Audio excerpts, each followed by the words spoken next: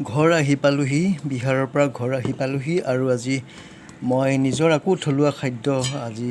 খাবলৈ এতিয়া বনাব লাগিব কাৰণ বিহাৰত মই যেনেকুৱা খাদ্য খাইছিলোঁ মোৰ বহুত অসুবিধা হৈছিলে এয়া দালি লৈছোঁ মুগ মচুৰ মিলাই দালিখিনি মই দালি বনাম দালিৰ লগত মই ছজিনা পাত বনাম বঢ়িয়াকৈ আৰু মই আনিছোঁ এয়া আলু আৰু ভাত কেৰেলা এইটো মই পিটিকা কৰিম আলু আৰু ভাত কেৰেলাৰে পিটিকা কৰিম আৰু দালি জোল থাকিব আৰু এটা ঢেকীয়া জোল আমাৰ থলুৱা খাদ্যৰ এটা ঢেকীয়া এয়া আনিছোঁ ঢেকীয়া বনাম আৰু এইফালে মই ছজিনা পাত লৈছোঁ ছজিনাটো মই আচলতে দালিত দিম দালিত দিলে খুব ভাল লাগে খাই কাৰণ মোৰ বিহাৰত যেনেকুৱা ধৰণৰ খাদ্য খাইছিলোঁ মোৰ বহুত মানে অসুবিধা হৈছিলে কাৰণ তাত মই যদিও নিৰামিষ খাইছিলোঁ তথাপি তাতে কি হয় মানে যিবিলাক পুৰি চব্জিবিলাকত আচলতে তেলে বিৰিঙি থাকে মছলাৰে ভৰি থাকে আৰু সেইবিলাক খাদ্যই মোৰ বহুত অসুবিধাত পেলাইছিলে তথাপি দুদিন তিনিদিন যেনে তেনে কৰি তাতে মই আছিলোঁ যেনে এডজাষ্ট কৰি চলিছিলোঁ আৰু তাতে অনবৰতে লুচি পুৰি সেইবিলাক খুৱাই ভাত আমাৰ নিচিনা ইয়াতে খুব কম পোৱা যায় মানে ভাত যদিও আছে তাতে আমাক ভাত দিয়ে যদিও কম দিয়ে আৰু লুচি পুৰি ভাজি এইবিলাক পুৰি চব্জি এইবিলাক দিয়া হয় চব্জিবিলাকত বহুত মানে মছলা তেলেৰে ভৰপূৰ বিৰিঙি থাকে সেইটো কাৰণে মোৰ বহুত অসুবিধা হৈছিলে যাই কি নহওক আমাৰ প্ৰগ্ৰাম অনুষ্ঠানটো বহুত সুন্দৰভাৱে সফলতা হ'ল বহুত ছাকচেছফুল বুলি আমি ধৰি ল'লোঁ সকলোৱে মিলিজুলি সুন্দৰভাৱে অনুষ্ঠানটো আমি পালন কৰিলোঁ আৰু আমাৰ অসমৰ হেৰিবিলাক আৰ্টিষ্টবিলাকক আমাক তেওঁলোকে বহুত ভাল পালে আৰু আমিও তেওঁলোকক বহুত ভাল লাগিল আমাৰ লগত ইমান ধুনীয়াকৈ সহযোগ কৰি থকা মেলাৰ পৰা আদি কৰি আমাক সুন্দৰ ব্যৱস্থাপনা কৰি দিয়াৰ কাৰণে তেখেতসকলে বহুত ধন্যবাদ আৰু মানুহবোৰ বহুত ভদ্ৰ বহুত অমায়িক মই যি ভাবিছিলোঁ সেইটো কেতিয়াও নহয় আচলতে তেওঁলোকে শিল্পী মনোভাৱেৰে তেওঁলোক যিখিনি অৱদান আমালৈ আগবঢ়ালে সঁচাই মানে পাহৰিব নোৱাৰা সঁচাই মানে আজীৱন আমাৰ মনত থাকিব যাই কি নহওক মই নিজৰ ঘৰত আহিলোঁ সাধাৰণভাৱে থাকোঁ মই পুনৰ যিটো মই নৰ্মেল খাদ্যই খাই থাকোঁ আচলতে খুব চিম্পল খাওঁ মই আচলতে এয়া দেখিছে আচলতে মই সাধাৰণভাৱে থাকোঁ সাধাৰণভাৱে থাকি ভাল পাওঁ আৰু সেয়েহে এইবিলাক মানুহে বিভিন্ন ধৰণৰ কমেণ্ট কৰে যে ইমান চিম্পল ইমান নৰ্মেল খাদ্য আপুনি বনাই মই যেনেকৈ থাকোঁ তেনেকৈ খাই ভাল পাওঁ আচলতে মই বিশেষকৈ স্বাস্থ্যৰ প্ৰতি বিশেষ গুৰুত্ব দিওঁ স্বাস্থ্য আৰু মানুহৰ চিন্তাধাৰাটো আচলতে ভাল হ'ব লাগে সেইমতে খাদ্যও মানে ভাল হ'ব লাগে খাদ্য ভাল হ'ব লাগে মানে আপোনাৰ মাছ মাংসৰ মই কথা ক'বলৈ যোৱা নাই নিৰামিষ আৰু সাত্বিক আহাৰ আচলতে খাব লাগে আমি সদায় সৎচিন্তা সৎকামনা কৰ্ম কৰি যাব লাগে সেইটো কাৰণে আমাৰ খাদ্যটো ভাল হ'ব লাগে নহয়নে বাৰু যাই কি নহওক মই এইখিনি ল'লোঁ ছজিনা পাত আৰু ইফালে ইমানখিনি মই নবনাওঁ এইটো ভাত কেৰেলা আলু পিটিকা কৰিম আৰু এইফালে দালি মই তিয়ালোঁ আৰু এইফালে আমাৰ ঢেকীয়া ল'লোঁ ঢেকীয়াখিনি এক্সট্ৰাকৈ ভাজিব লাগিব আৰু খুব কম তেল আৰু কম মছলা মই ব্যৱহাৰ কৰোঁ আপোনালোকে জানেই আৰু কিনো ক'ম আজিৰ যদি ভিডিঅ'টো ভাল লাগিলে লাইক এটা কৰি দিব আৰু শ্বেয়াৰ কৰিব কোনোবাই যদি মোৰ চেনেলটো নতুনকৈ চাইছে তেতিয়াহ'লে প্লিজ চেনেলটো ছাবস্ক্ৰাইব কৰি থ'ব বুলি মোৰ বিশেষ অনুৰোধ থাকিল ব'লক তেতিয়াহ'লে আমি পলম নকৰি আমাৰ ৰান্ধনি শাললৈ আগবাঢ়োঁ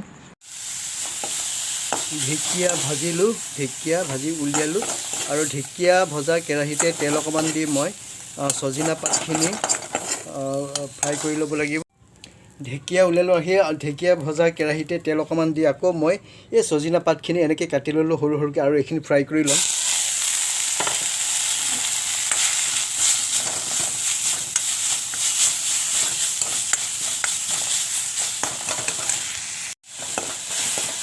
ছজিনাখিনি এইদৰে ভাজি মই ইয়াক উলিয়াই ল'লোঁ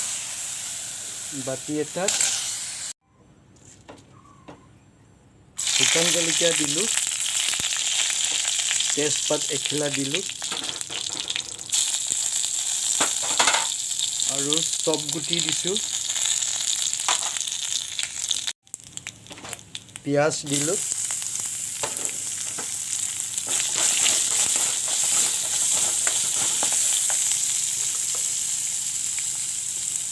নিমখ এইখিনি ভাল এতিয়া ভাজি থোৱা সজিনা পাতখিনিও দি দিলোঁ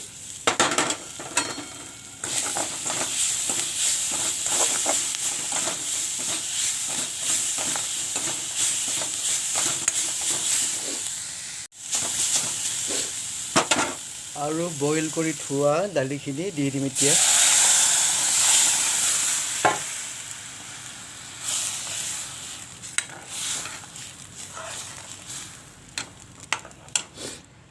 ভাত কেৰেলা আলু আৰু এনেকৈ মই ফালি দিছিলোঁ বইল হৈ গ'ল এইখিনি আৰু এইফালে দালি উতলি আছে সজিনা পাত আৰু দালি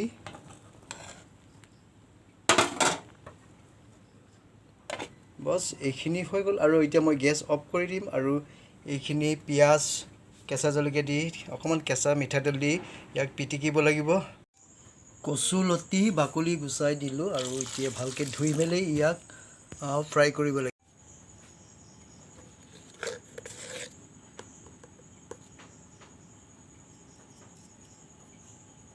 নিমখ দিলোঁ আৰু এইফালে পিঁয়াজ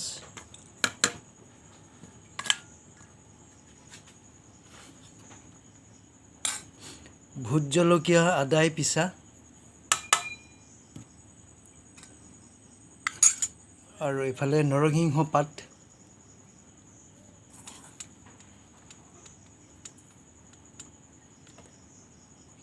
মিঠাতেল অলপ কেঁচা মিঠাতেল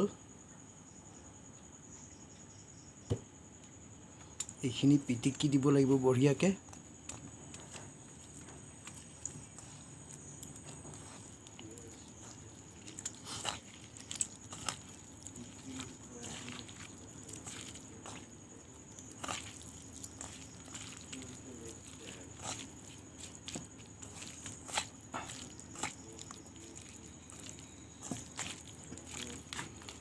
নিজৰ ঘৰৰ খাদ্যৰ নিচিনা ক'তো হ'বই নোৱাৰে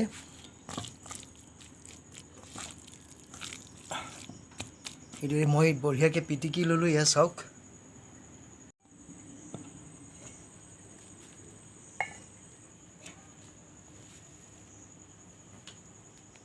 গৰম গৰম ভাত উলিয়াই ল'ব লাগিব এয়া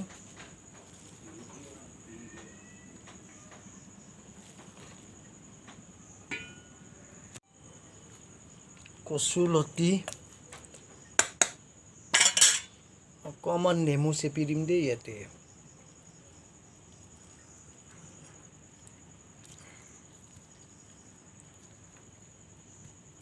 নেমু চেপি দিলোঁ গোলমৰিচ দি বনাইছোঁ কচু লতি ইয়াৰে উলিয়াব লাগিব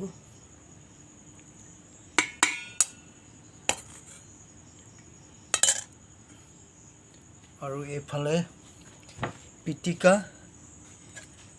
অলপ লওঁ ভাত কেৰেলা আলুৱে পিটিকা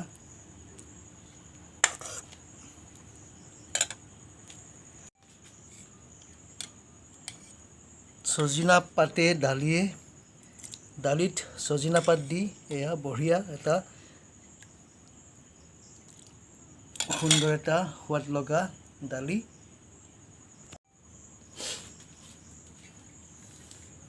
এতিয়া খাম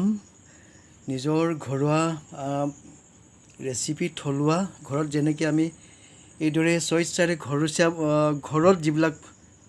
পায় ঘৰতে আশে পাশে যিবিলাক বস্তু পায়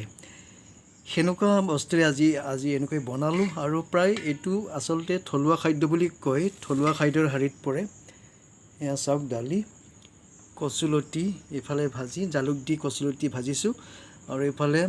ভাত কেৰেলা আৰু আলু নেমু এফাল লৈছোঁ গৰম ভাত আৰু দালি সজিনা এইখিনি আজি মোৰ সাজ আপোনালোকৰ শ্বেয়াৰ কৰিলোঁ আৰু বিহাৰত থাকোঁতে যি খাইছিলোঁ আপোনালোকে দেখা পালেই তাতে একদম তেল মছলা বিৰিঙি থাকে সেইবোৰ খাদ্যই আচলতে আমাৰ স্বাস্থ্য অপকাৰ কৰে আপোনালোকে জানেই এয়া আজিৰ ভিডিঅ'টো কেনেকুৱা পালে কমেণ্ট কৰিব আৰু ভাল লাগিলে লাইক কৰিব শ্বেয়াৰ কৰিব আৰু কোনোবাই যদি চেনেলটো নতুনকৈ চাইছে তেতিয়াহ'লে চেনেলটো ছাবস্ক্ৰাইব কৰি থ'ব ঠিক আছে এইখিনি আছিল আজিৰ ভিডিঅ' পুনৰ এটা নতুন ভিডিঅ' লৈ অহাৰ প্ৰতিশ্ৰুতি দিলোঁ তেতিয়াহ'লে সকলোৰ পৰা বিদায় মাগিলোঁ নমস্কাৰ।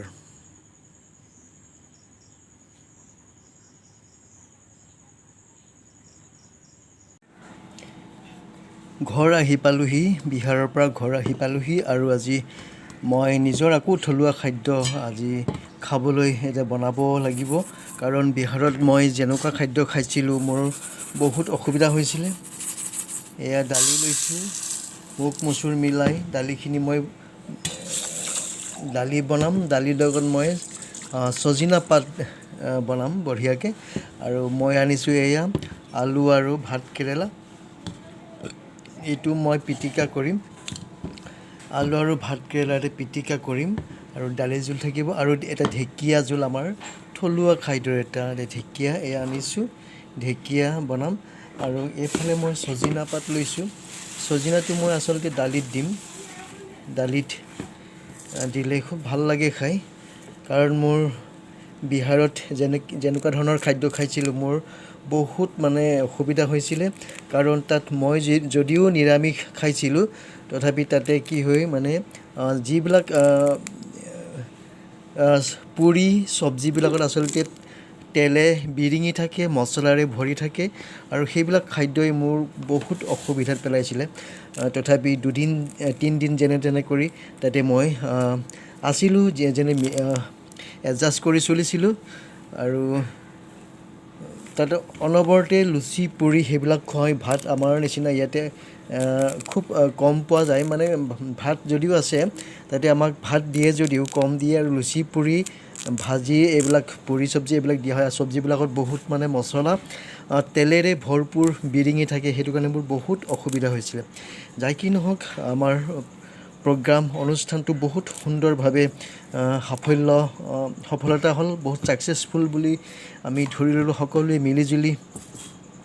সুন্দৰভাৱে অনুষ্ঠানটো আমি পালন কৰিলোঁ। আৰু আমাৰ অসমৰ হেৰিবিলাক আৰ্টিষ্টবিলাকক আমাক তেওঁলোকে বহুত ভাল পালে আৰু আমিও তেওঁলোকক বহুত ভাল লাগিল। আমাৰ লগত ইমান ধুনীয়াকৈ সহযোগ কৰি থকা মেলাৰ পৰা আদি কৰি আমাক সুন্দৰ ব্যৱস্থাপনা কৰি দিয়াৰ কাৰণে তেখেতসকলে বহুত ধন্যবাদ। আৰু মানুহবোৰ বহুত ভদ্ৰ, বহুত অমায়িক। মই যি ভাবিছিলোঁ সেইটো কেতিয়াও নহয়। আচলতে তেওঁলোকে শিল্পী মনোভাৱেৰে তেওঁলোক যিখিনি অৱদান আমালৈ আগবঢ়ালে সঁচাই মানে পাহৰিব নোৱাৰা, সঁচাই মানে আজীৱন আমাৰ মনত থাকিব। যাই কি নহওক মই নিজৰ ঘৰত আহিলোঁ, সাধাৰণভাৱে থাকোঁ মই। এয়া মই পুনৰ যিটো মই নৰ্মেল খাদ্যই খাই থাকোঁ, আচলতে খুব চিম্পল খাওঁ মই আচলতে। এয়া দেখিছে